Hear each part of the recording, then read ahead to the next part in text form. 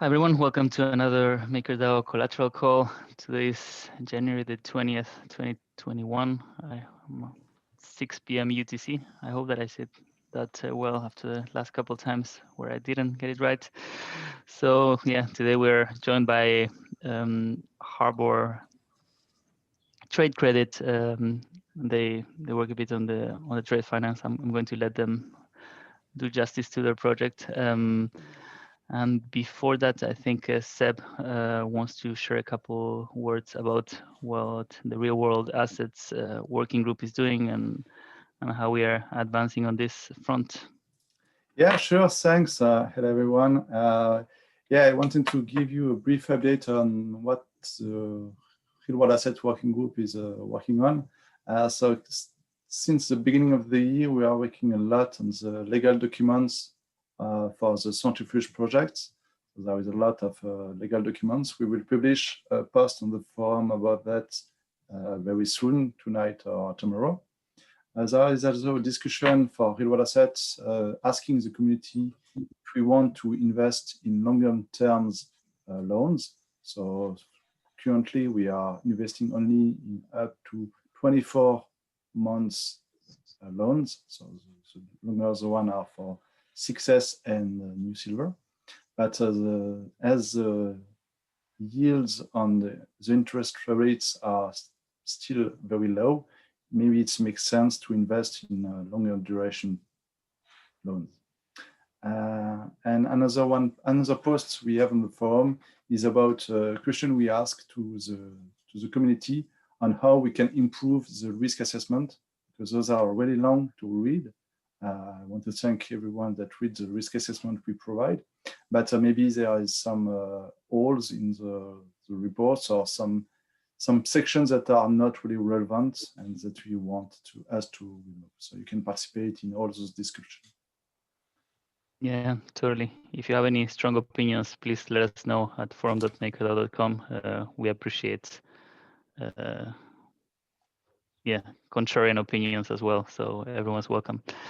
So in the call, just to remind you, we have I think it's Lucas from Centrifuge that he just joined. We also have Leah from Centrifuge, and we have Blake, Brian, and Andy from Harbor Trade Credit. So ideally, if you have any questions, just interrupt and shoot away so we can have a nice understanding of the project and how everyone's working. So Blake, if you want to take it away. Sure. Yeah, I'll go ahead and share my screen.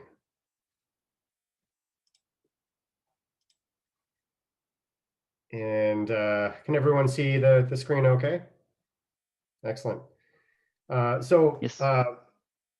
Today actually is a kind of a combination here. We have Throttle Capital, which myself and Rana Mukherjee are here today. And what we'd like to kind of just introduce briefly is a quick introduction of our team, who we are and what we do, just so everyone understands kind of how we weave into Harbor Trade Credit and as well as Centrifuge and MakerDAO community.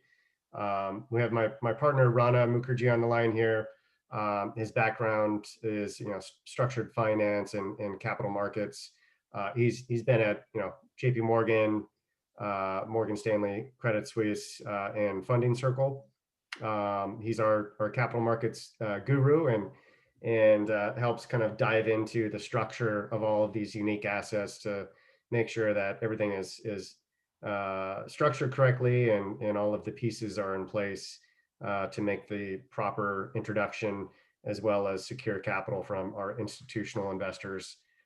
My background is kind of a mix of both the buy side and sell side in credit, banking, investments, alternative investments, from starting with Lending Club as an early employee, working at a private credit hedge fund where we purchased assets from about 8 non-bank lending platforms, and a short stint at a VC firm where I was actually really interested in integrating myself even further into the blockchain and crypto space. We were early investors in about 12 to 15 blockchain crypto related companies. Coinbase, Shapeshift, and Chain Analysis are just a few coming to the top of mind.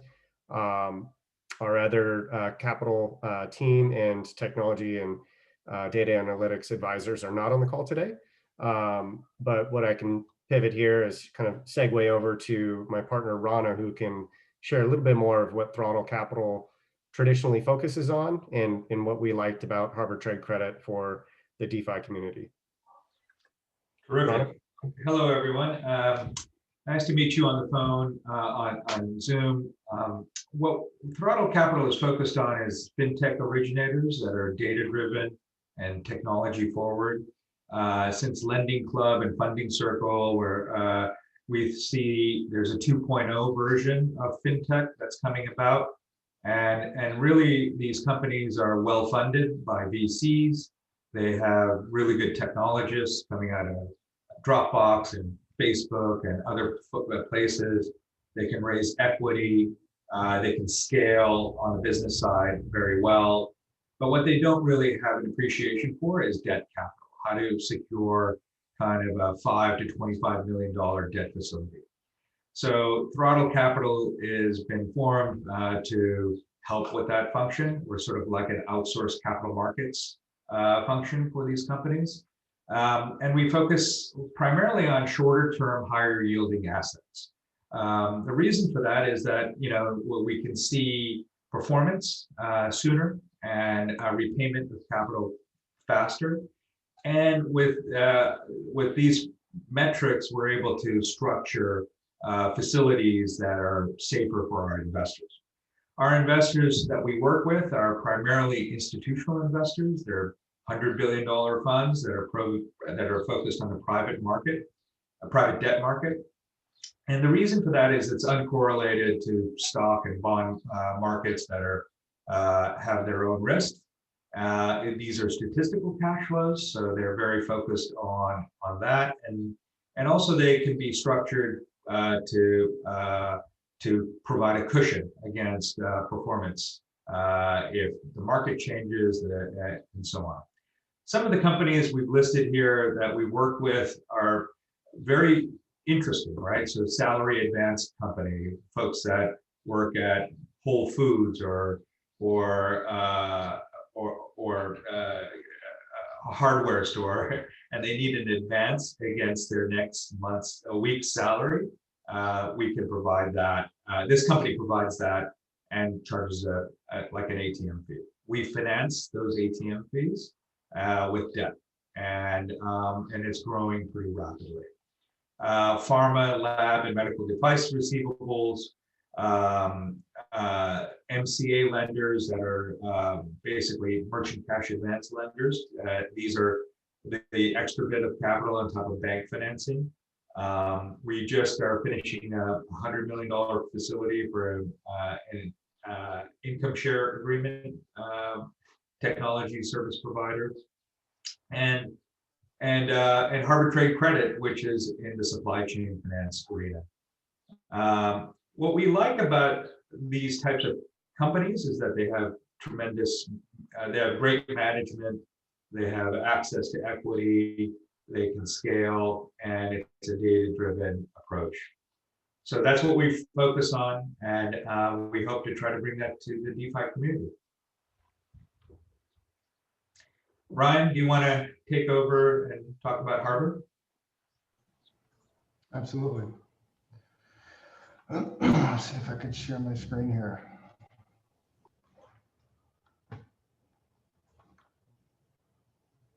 Okay, you guys can see that, right? Yep, that's good. Yeah, so thanks for the time, everybody. Good to see some familiar faces, and good to connect with everybody else on the call that we haven't met with yet. So let's kind of jump into who we are, right? So Harbor at its core and its DNA is an asset originator of short-term trade receivables.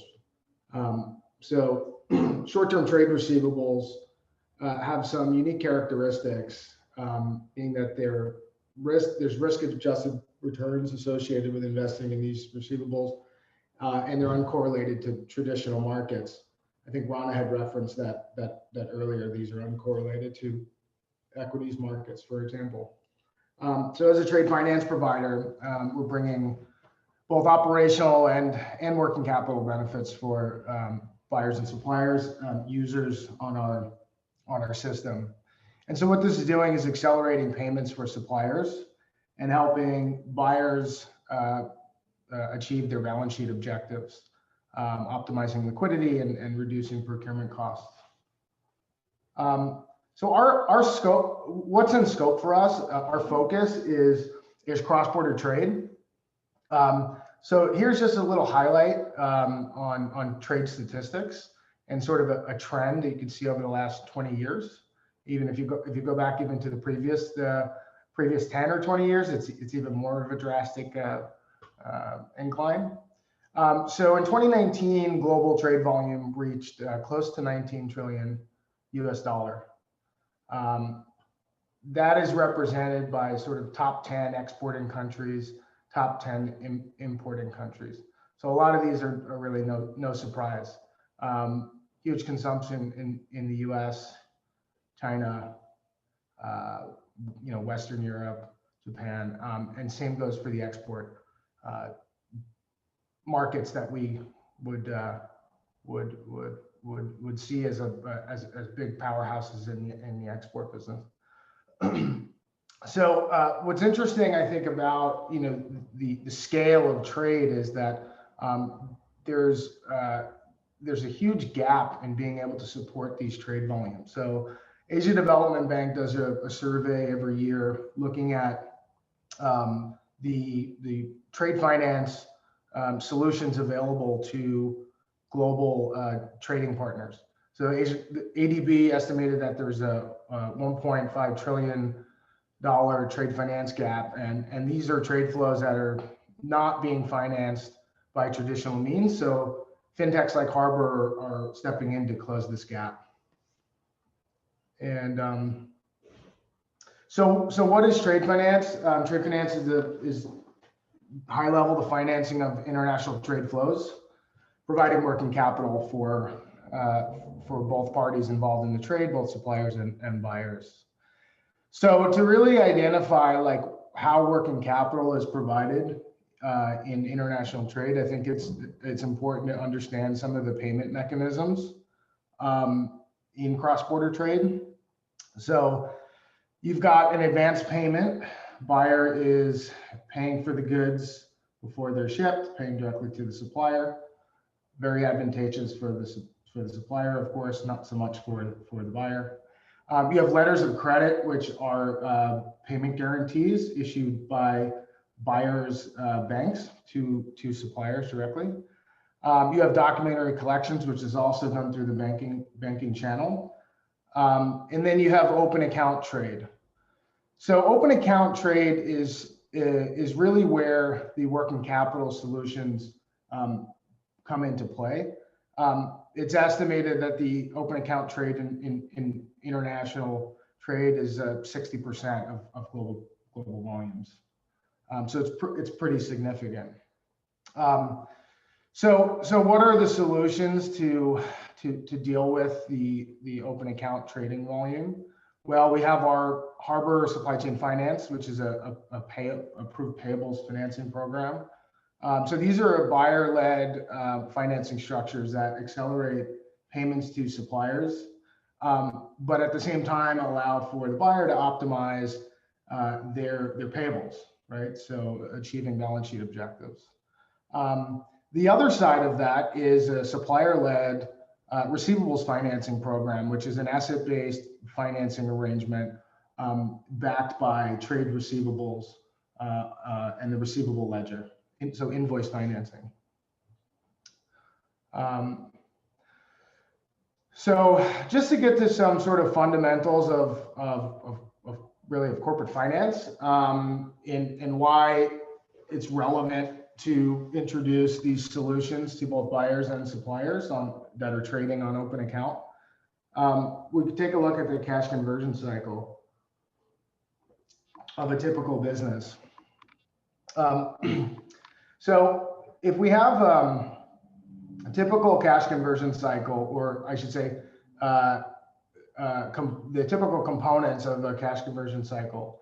So what is a cash conversion cycle? Basically, this is the holding period for inventory, how many days you're collecting your receivables, and then taking into consideration what sort of trade payables that you have, right?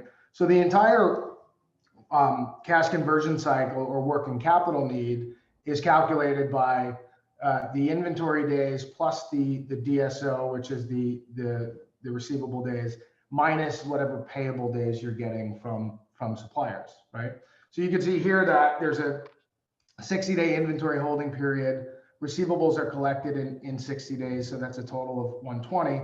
But they're getting 30 days credit from suppliers on average, which gives them a 90-day working capital need, cash conversion cycle, right? So as you can see under our solution here, that same 60-day inventory burden and 60-day receivable collection period is in place. By Harbor stepping in and implementing our supply chain finance solution, we're optimizing the cash conversion cycle by improving the accounts payable terms. So by us stepping in and making payments directly to suppliers and extending credit to our buyers on 90 days, it leaves us with a net of 30 days working capital need. So this 90-day approved payable, which is a payment obligation from the buyer, creates liquidity. So here's a little bit about our client focus. We're primarily focused in North America and Western Europe and certain select markets in Latin America.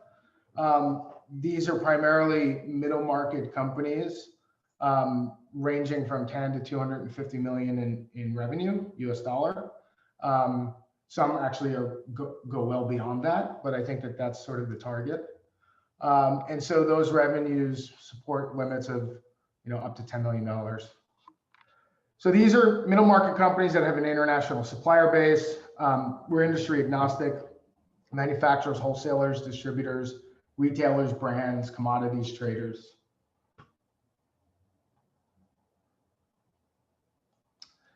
So I want to share just some case studies just to sort of highlight some of the benefits of the program. One of which I think the community knows well, which is snakebite. But just stepping back to a program we put together for last year. So we encountered a US-based e-commerce furniture retailer, and over the last previous two or 3 years, they had been going through this process of shifting their procurement activity outside of mainland China. And a lot of that was driven by just this rising middle class in China, rising labor costs. So looking for new ways to produce goods with a lower cost, frankly, right? And so the tariffs that were sort of implemented over the last 2 years were really a catalyst for them and other companies like them to really shift their procurement activity into other markets, like in Southeast Asia, for example. So this is exactly what they did. Their products happen to be not excluded from these tariffs. And so they made a complete shift going into supplier markets like Malaysia, Vietnam, Cambodia, and Indonesia. And those are markets where the supplier base, super fragmented, a lot of SMEs, more S than M, I would say. And so, they wanted to initiate and implement this supply chain finance solution so that they can offer payments at site upon shipment to suppliers in those markets.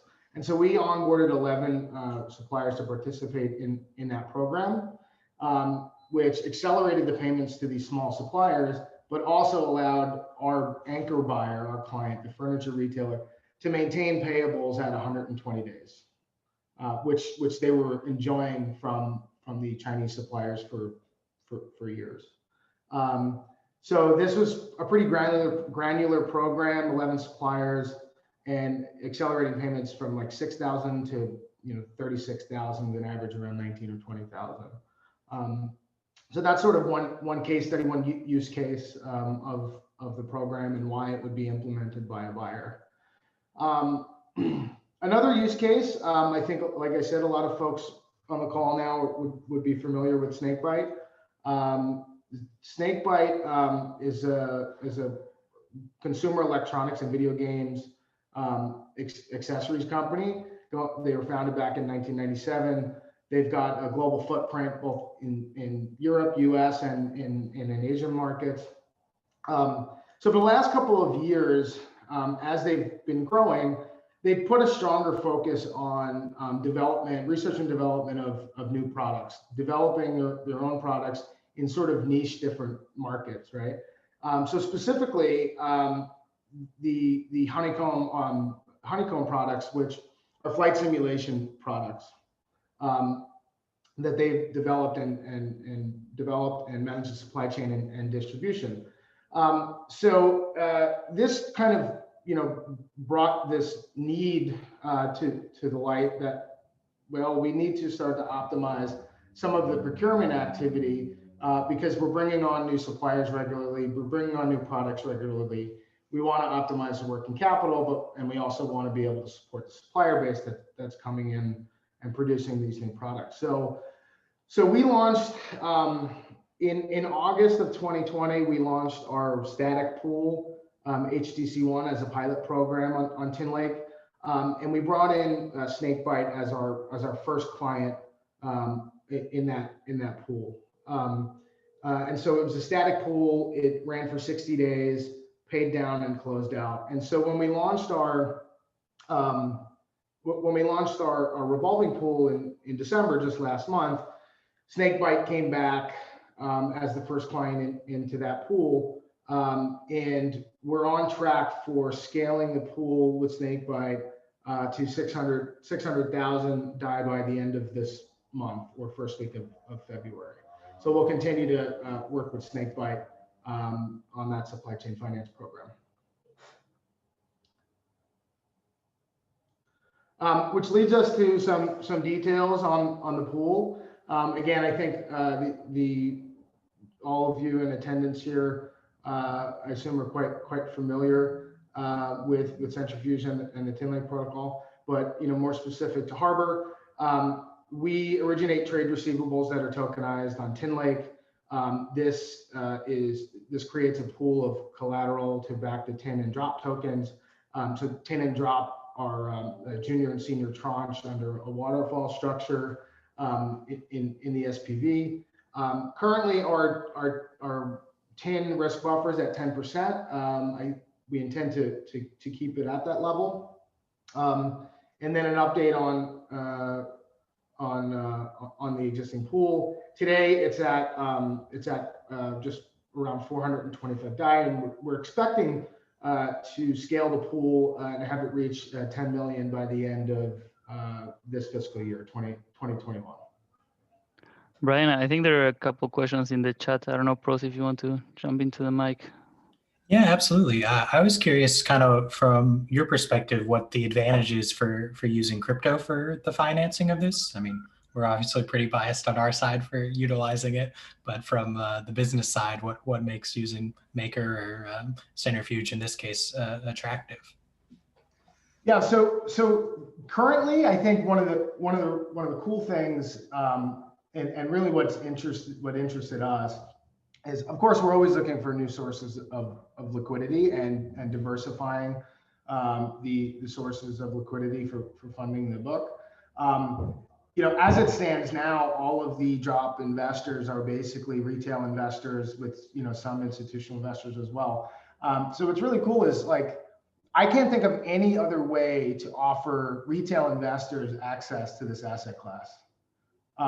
Like, it's sort of how ETFs have changed wealth management, right? So I think that's really cool, and that's really what got us interested in launching this thing.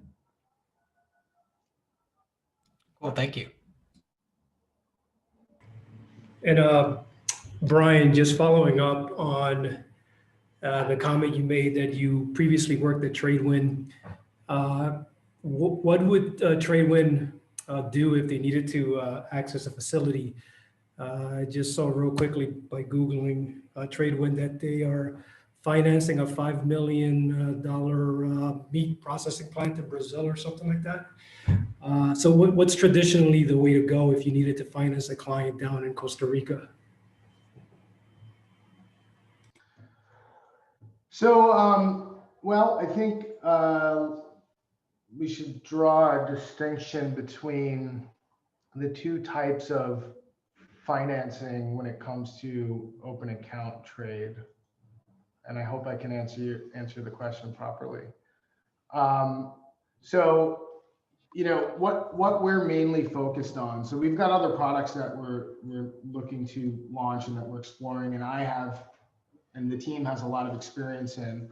But what we have today is a supply chain finance program, which is very much geared towards, it's a buyer initiative, right? So we align with the buyer and offer payments to suppliers. So we're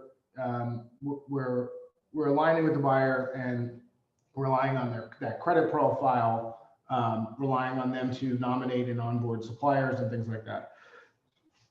The invoice financing or receivables is us aligning with a supplier where we would be funding trade receivables with an off-taker being assessed. So you have potentially multiple off-takers, right?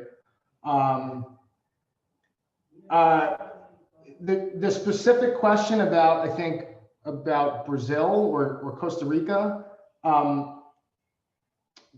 can you be a little bit more specific? I mean, I'd be happy to answer it as best I can, but I'm not sure I know exactly what you're looking for there. Sorry.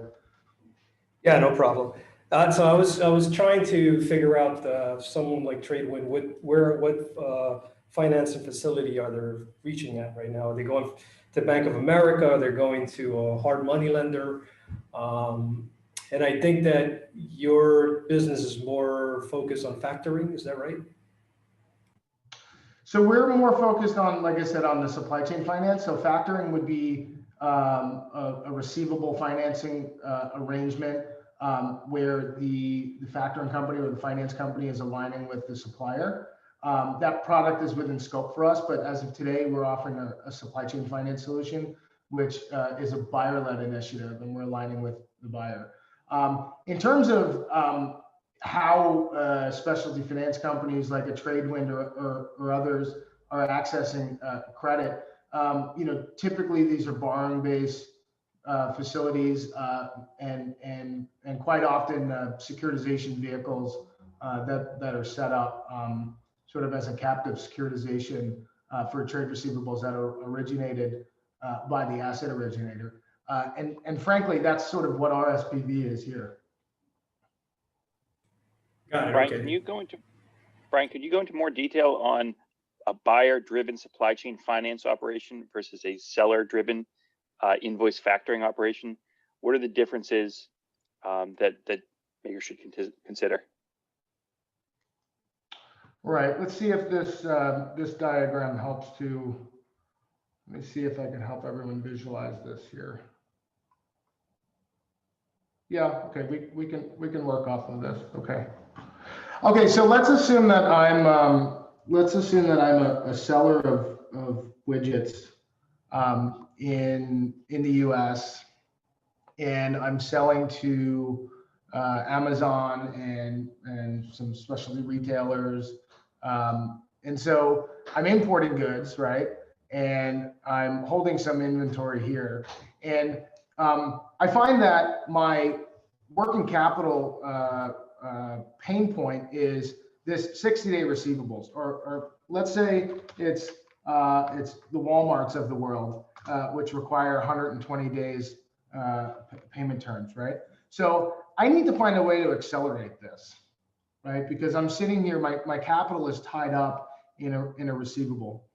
So that would be an invoice discounting or factoring type of structure, which is a supplier-led arrangement. The supplier says, I need the capital, I need that receivable accelerated so that I can manage things like inventory and payables and keep the lights on and things like that, right? So where we're really focused is working with an anchor buyer, right, to optimize their payables, right? Because it's all part of this cash conversion problem. To optimize their payables and offer suppliers a site payment upon shipment. So that's the key. That is the key difference. I always say that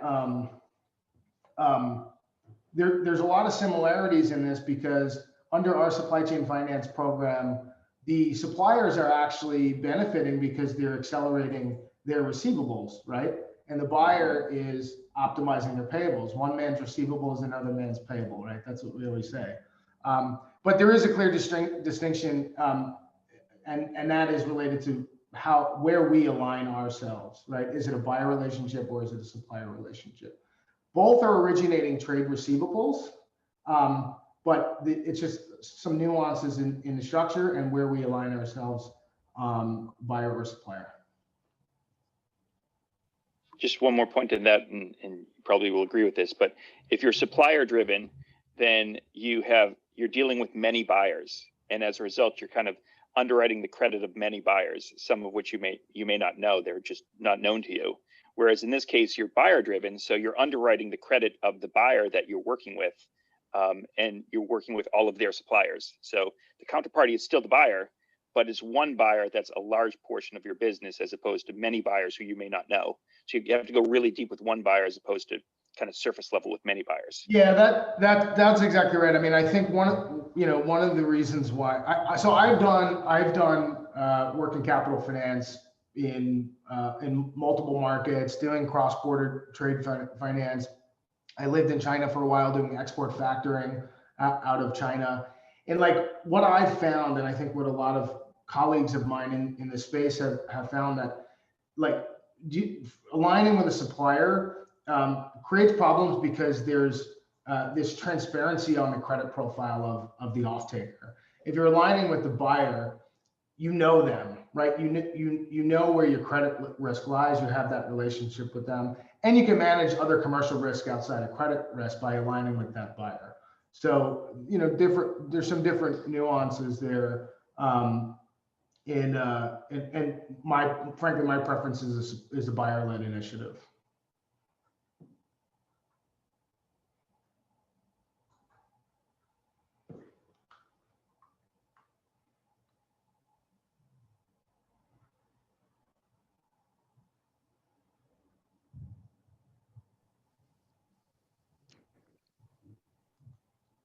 All right. Are there any more questions, or should we keep?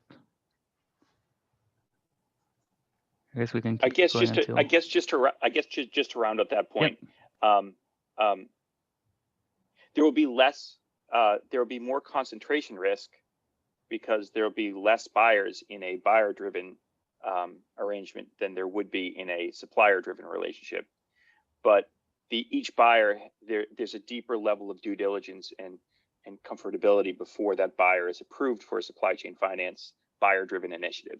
So what we have with Harbor is we're starting with one buyer, Snakebright, which they've done a ton of due diligence on, and will expand it to other buyers as well.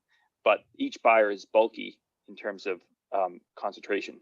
And as this pool grows, there will be diversification in buyers, but it's much more concentrated than it would be if it was a supplier-driven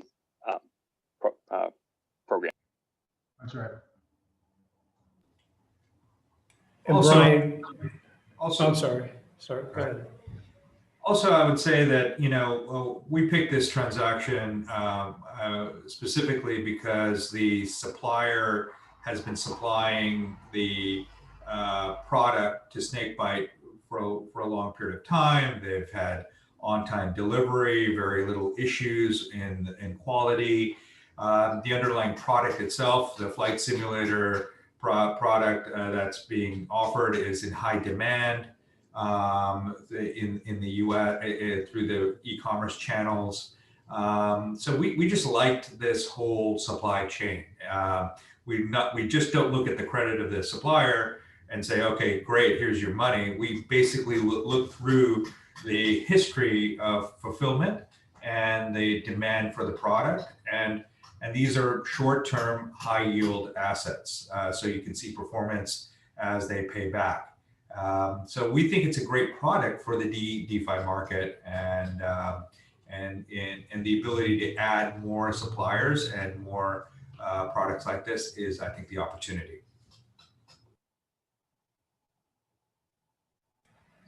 Cool. Brian, I just wanted to ask, I was on your website and there's a platform, correct? So is the client interacting via the platform, and are you integrating with any of their accounting software or anything similar to that? Yeah, so all the interactions with our anchor buyers and suppliers that are nominated and are participating in the programs, all of that interaction is done on the system. So they're users on the system. We do have a use case to integrate with an existing ERP system to be able to push over the purchase order and procurement data to create some efficiencies. But we don't have off-the-shelf integrations. Frankly, we've studied sort of the landscape of what systems are being used, and I don't think there's any critical mass for us to identify what APIs we should open up. So we haven't done that. Cool. Thank you. Mm-hmm.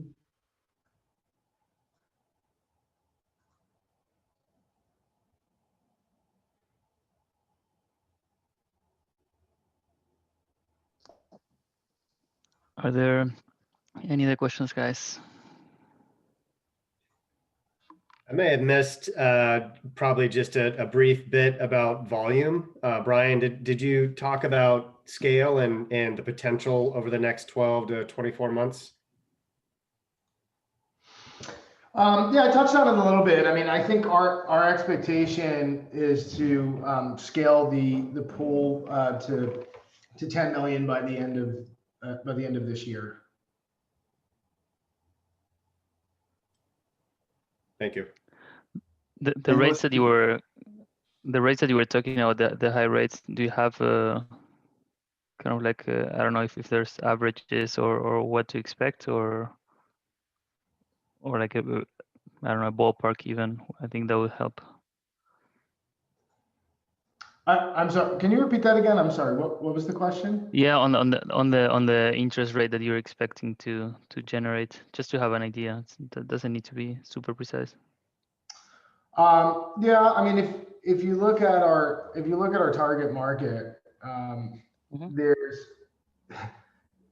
the range and profile of these types of clients is it's a pretty wide range. It's a big spectrum. I would say for the supply chain finance solution, this ranges from 6 or 7% per annum up to typically 12 to 13. There are some programs that it's justified to increase that a bit, but that's typically what we see. That's market driven. Okay, so that's what they would be getting, and then I'm guessing there's like commissions and fees, so the token would potentially yield something lower. I'm not entirely sure what those commissions are. No, that would be all in cost for the program. Okay. It's prorated based on tenors. Makes sense.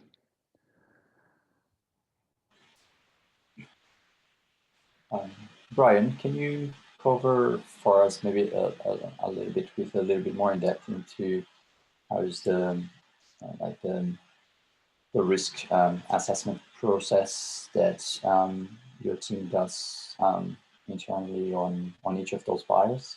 I think Jason briefly touched on the due diligence process. Do you have a little bit more detail on that? what are the steps at the onboarding of those new buyers, and then how you guys actually go about it. Sure. Yeah. I mean, this is high level. There's a lot of detail into the credit analysis, but from Brian, can I jump in just for 1 second? I just want to say one thing, which is that in terms of the process flow here, we're moving into risk a little bit. That's okay. Let's talk high level about how we assess risk, but then we will also have a follow-up call with the real world asset risk team to talk about terms, and we'll go through terms, and then we'll bring those terms back to the community once we like really understand what we should ask for from the maker community. So we'll talk high level about risk now, but we'll get into great detail on terms of how we're going to structure the risk, and then we'll come with an ask to the maker community afterwards. Right. Yeah, absolutely. I'm not actually thinking about like using this time for going into greater detail. We need another hour to talk about risk management, but absolutely. Yeah. So I think that the reason I have sales cycle and credit assessment on one slide is because part of the sales process has certain knockout rules that are on the very top of the funnel when we're assessing opportunities, right? So there's this origination process, initial discussion with clients, and implementing certain knockout rules like jurisdiction or minimum revenue and spend thresholds, right? Or product category, right? Those sort of things. And if it passes that first test, then we start to organize all of the information that we need to make a preliminary assessment. We go through the numbers. We're looking at doing a fundamental credit analysis, looking at leverage and gearing and profitability and sort of your fundamental ratios, assessing debt service. We have an internal memorandum process. Then we start talking about some of the commercial terms, indicative pricing. So we're sort of taking it a step at a time. We don't put the cart in front of the horse, right? And towards the end, what we're doing is sort of our due diligence or KYC, OFAC, doing background searches and things like that. And that continues throughout the process. So I think what's critical to highlight is that there's an underwriting and due diligence that goes on when we're implementing the program, but there's monitoring that goes on throughout, right? As long as they're a client and we've got the credit limit open.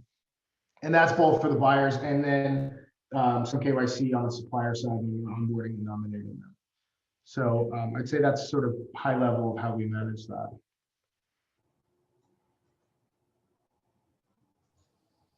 Sounds good. Yeah, we're looking forward to the call that you'll have. I don't know if there are any. So on the call we're going to have it'll be myself and Andy, but we'll also be bringing on Joaquin Jimenez, who takes on the risk management role for Harbor. Sounds good. Are there any questions or any comments that you guys want to leave?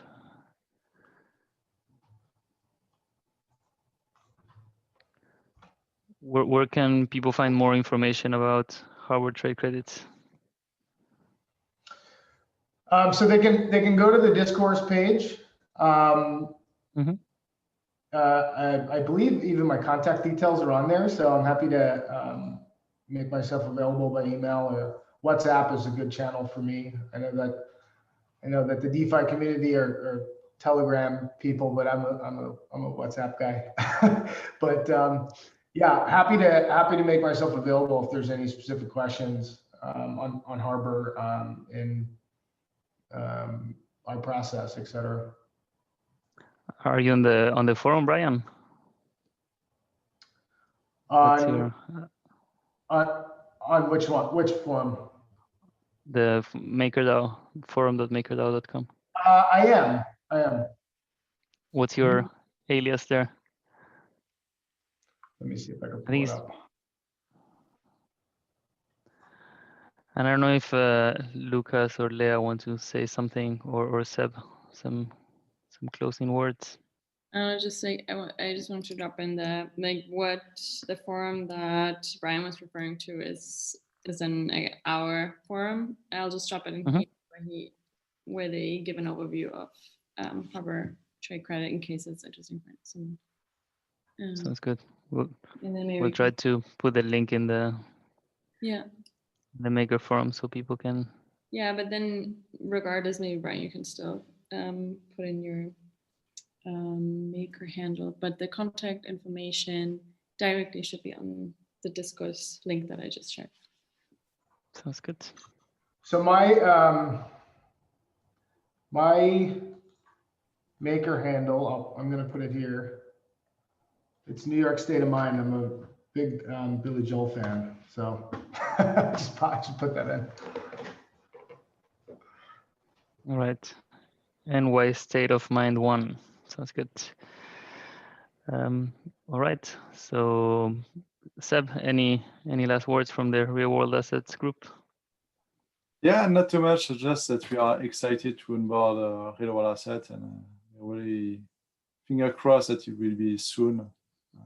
Same. It will be awesome. I think there's a lot of people waiting for this to happen. So let's keep working to make it happen.